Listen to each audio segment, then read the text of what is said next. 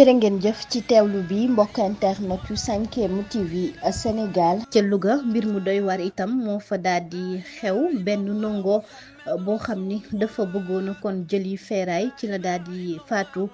ci aljuma ji fanweeri fan ci weeru mai atum 2025 mbir mi nag ñu ni ba nga xewee ca booru 6 heures nag ci suba si moom nag ab xale la bu am luy toll nag ci fukki at ak juróom lañu daal di fekk mu daal di faatu ci benn atelier bijouterie yi moom nag ñu ni ma nga sax daal di nekkee ca quartier montagne soriwul dara loolu nag di parc Mango ca commune bu Louga la daal di nekk moom xale bi ñu ni ab taalibe la sax nag moo dugg kon ca atelier boobee bu ñu sukkandikoo ca ñi nga xam ni kon ñoo joxe xibaar bi rawatina kon way takkader yi ñu ni xale boobee nag kon moom dafa doon bëgg jël lii nekkoon foofe muy ay feeraay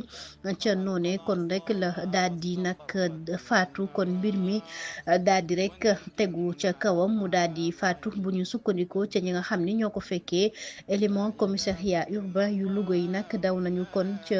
mbir ma fa mu xewee ngir xool la ca daal di am ñeel kon itam sapeur pompier yi nga xam ni ñoo ñëw jël si néew mi yóbbu ko ca morgue hôpital régional Amadou Sakhir Mbaye bu Louga ginnaaw gi daati woo kon borom atelier boobee nag ñu ni kon moom bijouterie la maanaam kon tëgg la mu nekk nag koo xam ni Baye Thiam lay wuyoo ginnaaw gi ci la wax ni kon xale bi dafa rek jotoonu dugg ca biir nag foofee nga xam ni fa lay liggéeyee. Dama ko woo mu daal di may rek raccroché au nez loolee mooy kàddu yi nga xam ni Alioune Mbaye moo ko yëkkati teg ko ci kii di Diouma Dieng Diakhaté moom Diouma Dieng Diakhaté mi nga xam ni moom la ñu gis kon rek lu yàggul dara ak Kouthia ñu daal di ànd def benn vidéo ginnaaw Kouthia moom mi nga xam ni nag dafa tawat loolu bile vidéo nag mu mel ni ñu bari nag boobook léegi ña nga cay wax ba tey kon pënd ba wëreegul mu mel ni vidéo boobee nag nga xam ni femme d'affaires bi di Diouma Dieng Diakhaté moo ko dugal ginnaaw di wane kon ndimbal li nga xam ni rek mi ngi koy indil Kouthia ci nag nataal yooyu ñëpp ànduñu ci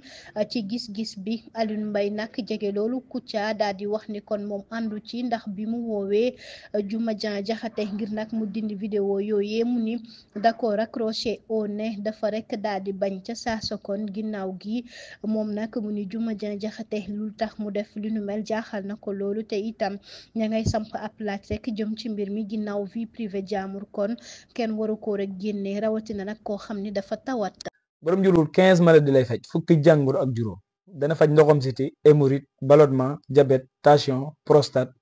infection bëdi lëndëm biir buy metti ndigg luy metti tànk yu metti estomac bi nu mu mën a mel ci yow da koy dindi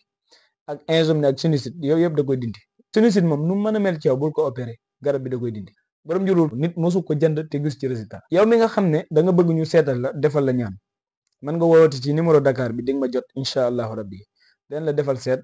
incha allah lépp lu nekk ci yow den la ko wax jërë ngeen jëf